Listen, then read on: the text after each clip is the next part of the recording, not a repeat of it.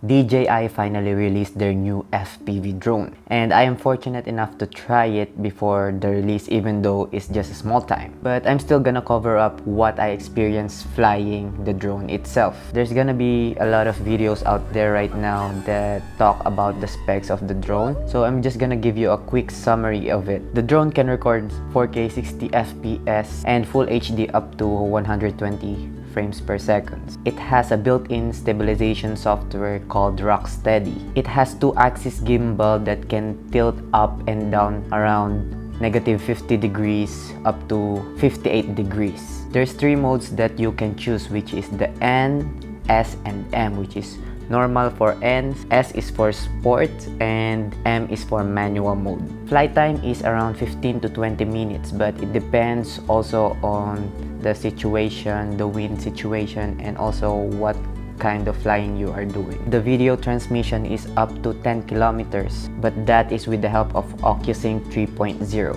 There's also gonna be a safety feature of this new FPV drone, including the emergency brake and hover.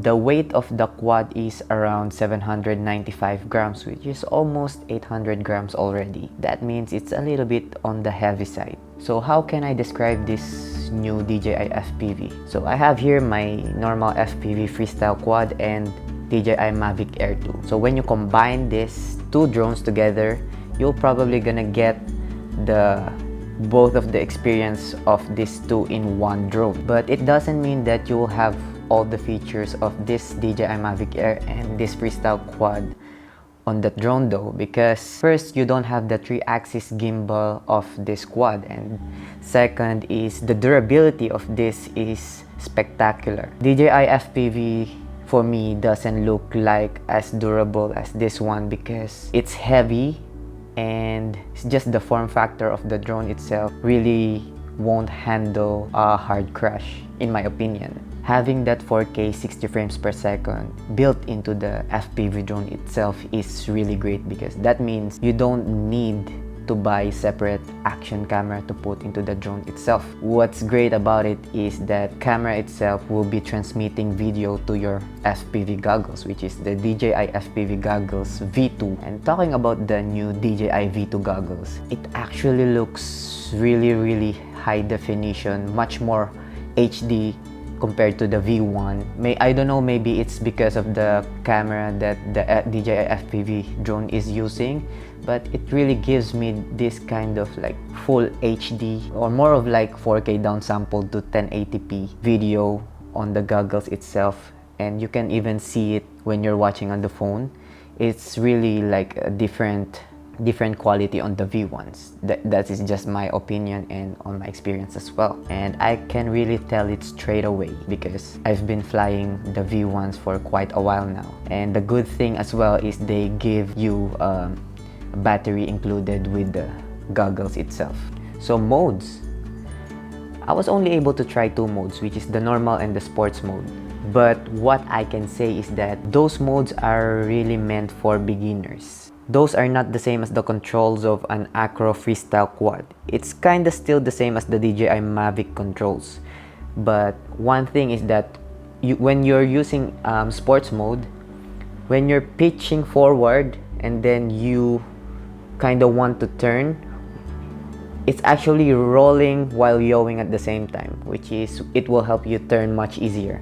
Unlike the normal Mavic, when you yaw, right, it will just spin flat like that, turning your quad, spinning flat 180 to 360 degrees. Where in sports mode, you'll kinda basically have that roll and yaw at the same time to help you turn your quad left or right. And one thing to keep in mind is that manual mode is by default set up into sports mode.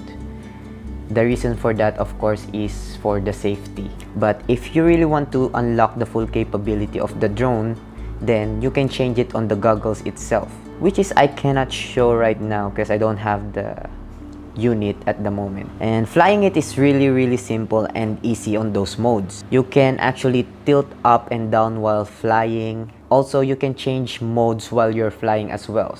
And also keep in mind that when you are flying the drone on those modes, you will experience some prop wash when going up and down, and you will experience some wobbles, especially when you are turning left and right. I don't know if you can tune it, but having the stabilization on the camera itself, on the video itself, really eliminates those wobbles and prop wash, so you won't be seeing it on the footage itself. So yeah, I'll be testing it more when I got it myself, and I'll test it and maybe fly freestyle with it as well.